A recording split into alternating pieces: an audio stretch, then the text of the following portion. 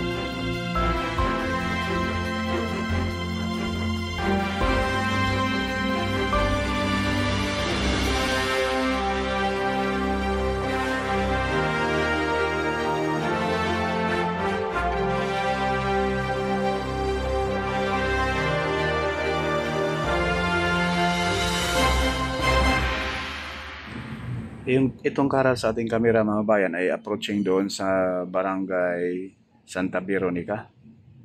Ayan po, dito sa areang ito mga bayan, halos tapos na po ang paglatag ng concrete cement. Itong way na ito ay papunta na doon sa mismong San Pablo Interchange. Masasilayan natin dyan sa unahan, paspasan ngayon ang paglatag ng concrete cement. Dahil nga po, maganda ang panahon ngayon. Ayan po mga bayan. Masasilayan natin ang Mount Banahaw. Kitang-kita natin mga bayan. Napakagandang lugar. Grabe.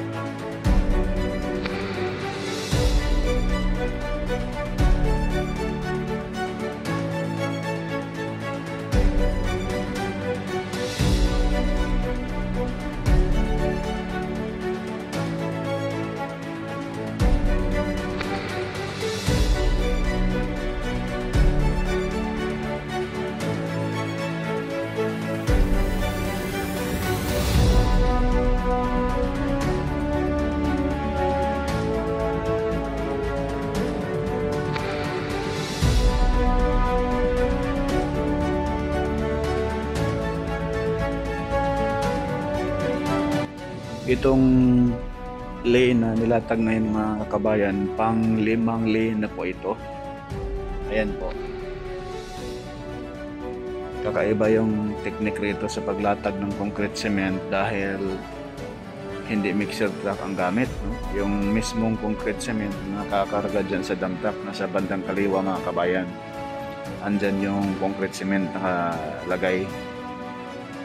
Tsaka yung paglatag ng concrete cement ngayon sa mga expressway ay hindi na sila gumagamit ng wala ng sapin na bakal. Kumbaga simento nga lang na sobrang kapal. Halos isang roller yung kapal mga kabayan. Mga 12 inches ang kapal niyan. Hindi natin alam kung ano ang kanilang technique dyan, bakit hindi na sila naglalatag ng bakal bago latagan ng concrete cement. Comment po down below sa mga eksperto, sa mga engineer dyan mga kabayan. Matibay ba po ito? Walang nakasapin na bakal dyan sa mismong paglalatagan ng concrete cement.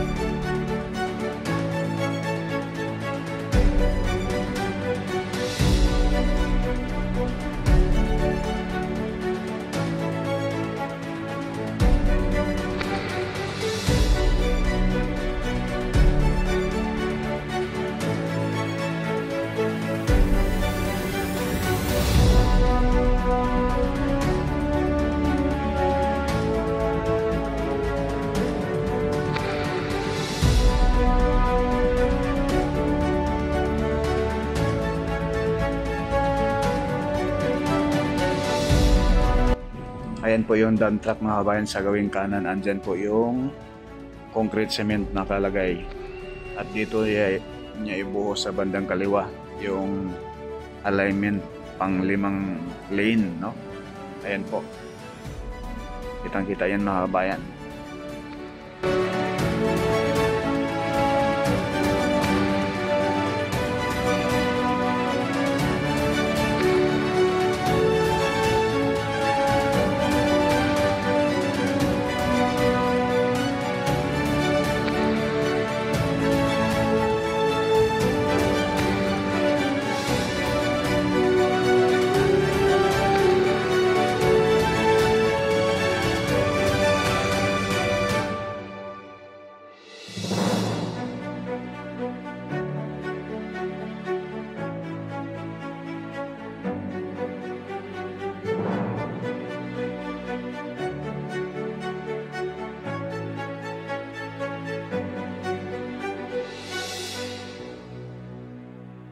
Babalik sa ating camera mga kabayan, yan na po yung crossing dyan, yan na po yung pakaliwa papuntang Lipa City, Batangas. Itong kalsada na pakanan papuntang Alaminos Bayan at papuntang San Pablo City, papunta ng Yaong, going to Lucena na. At itong diretso ay yan po ay papuntang Islex TR3. At yan po yung mga kabundukan rito sa gawing Batangas. Ay kaganda-ganda naman eh. At masisilayan din po natin mga kabayan sa gawing kanan yung Alaminos, San Pablo, Bypass Road. Mala Expressway din po ang datingan mga kabayan. Napakalapad rin po. May mga update din rin po tayo dyan mga kabayan. Sa Alaminos, San Pablo, Bypass Road. Pwede ninyong bisitahin mga kabayan.